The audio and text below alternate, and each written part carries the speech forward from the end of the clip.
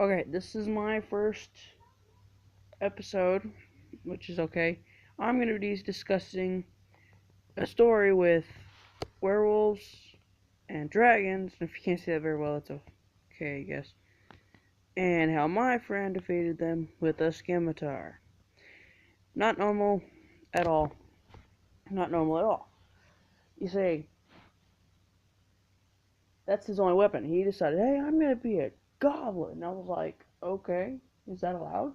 Which I didn't know at the time. I was still a beginner, normal stuff. And he created an actual goblin character, and I was like, I'm gonna let it go. I'm gonna let it slide, and we played with it. And he had a scimitar, and there was three other players, and they all three decided to be elven rangers. So I was like, come on, that happened. It was weird, very confusing, and annoying. I was like, why would you do that? I mean, like seriously, you're not supposed to be the same people, but they did it anyways, and they all three ended up being killed by a werewolf who had tricked them. Yay! Well, my friend, however, the goblin, he said he had a good nose. I don't know if goblins have good noses. I'm surprised they can smell over their own stench. I don't know. It's been a while since. I'll have to go read about him. I'll do it later. But he said that, oh, I have a good nose. I knew instantly that he was a werewolf. I was like, I'm gonna go. I want to see where this goes. He managed to defeat the werewolf with the scimitar by surprising the werewolf and managing to hit it enough times to kill it without getting killed, because the werewolf just could not hit him. Literally, every time I'd roll for the werewolf, it would always be like a 1 or a 0. Or 0. You can't have 0. A 1 or like low. Never the correct thing. And everyone knows that when it's a 1, it breaks your weapon, right? I think it does that. Yeah. It didn't break his claws or his teeth, because that's his claws and his teeth. But yeah, and he managed to kill him. It was so annoying. Then he had to go through a dungeon, a normal dungeon. And that dungeon happened to lead to a huge cave. And Mr. Goblin here said he had dark vision. He could see in the dark. And this is D&D, so don't fight me with it. But yeah, he ended up using his dark vision. He could see in the dark. The rest of his people, he couldn't bring them back to life because he had no special objects or anything. He had nothing to bring them back to life. They were dead as a doorknob. So all they did, what I did, was I turned them into ghosts to help him in his troubles. And they were all in a little silver amulet around his neck. And he could only talk to them, each person, once. And once he's talked to them, that piece of the locket will break off, going away. Well, he didn't use it at all until that time. He asked the first person, "Hey, is there any monsters in here?" And the first person had to roll to see if he knew. He succeeded. Yes, there is a monster in here. Then he asked the second guy, "Do you know what the monster is?" Which was a stupid question, but it was too late. And the guy rolled to see if he knew. He said yes. Then he asked the third guy, "Can you tell me who it is?" And he rolled and he said yes. But the only issue was he couldn't tell them because he could only answer the one question. And it was so stupid and ridiculously dumb. And I didn't understand, why would you do that? But finally, he was like, you know what, I give up. He walked all the way to the end of the cavern and fell about 30 feet. He was low on health. I forgot how much he took away, but he's low on health. And what was I gonna say? It's hard to remember. It's been like a couple months. What happened again? Oh yeah. Um, he fell, but he got lucky and he rolled a saving throw roll to save him before he died, and he managed to survive. He landed on something he didn't know what. He landed on a monster, and he rolled and rolled along the tail and flew up in the air again.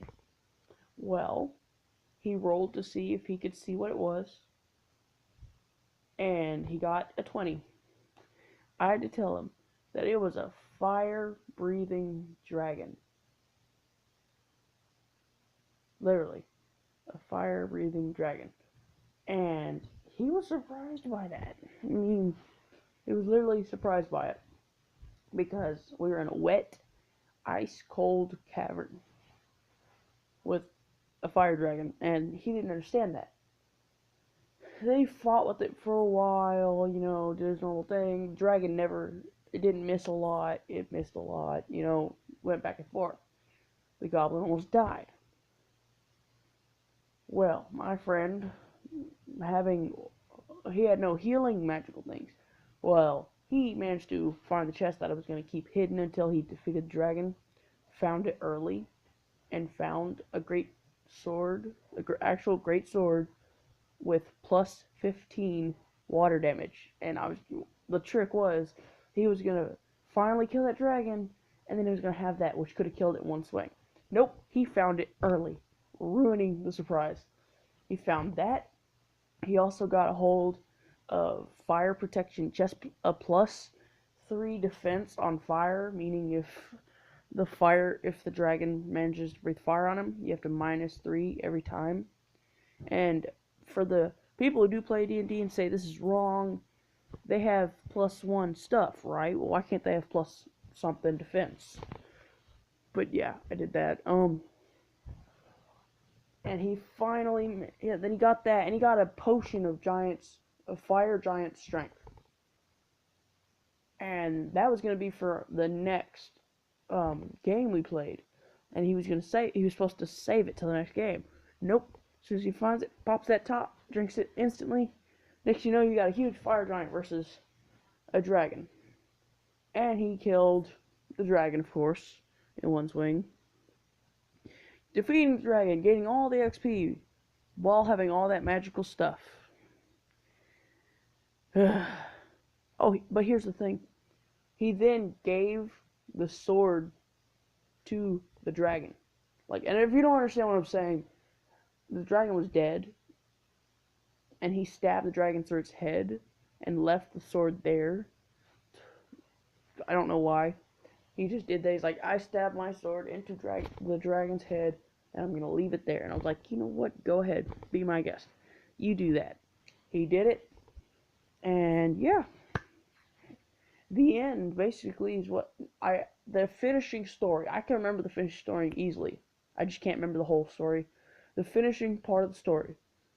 All 3, as soon as the dragon was dead, the dragon's soul split into 3, combining with the Elven Ranger souls, turning them into demonic people. Now, I'm not saying they were demonic. I mean, they were just demon sort of people, demon Elven Rangers, which brought them back to life. However, for the goblin dude, he was turned into a hobgoblin.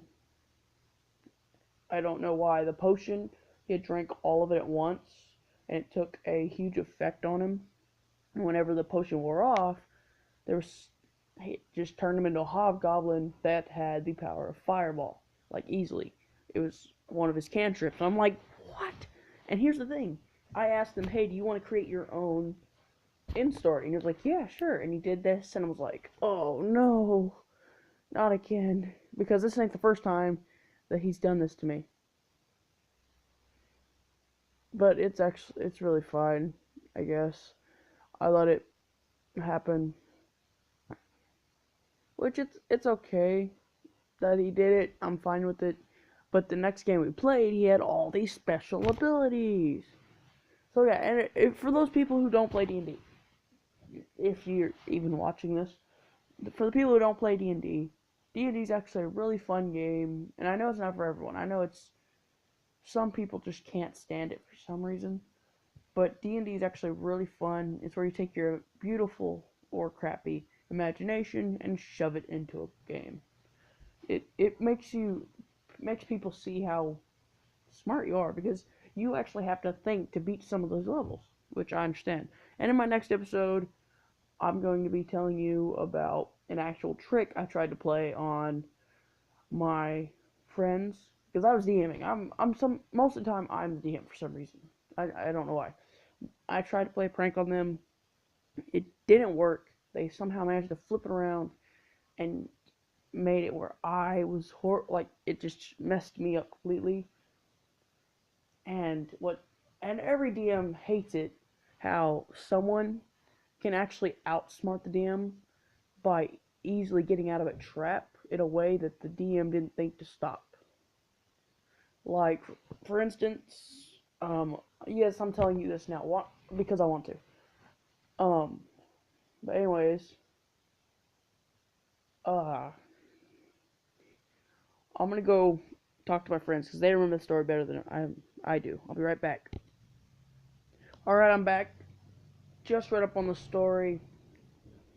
Uh, like read up. I didn't read it up. I actually texted my friends for about 2 hours trying to figure out the story. Uh, yes, I'm in the exact same spot I was 2 hours ago. But anyways, I can now tell you what happened.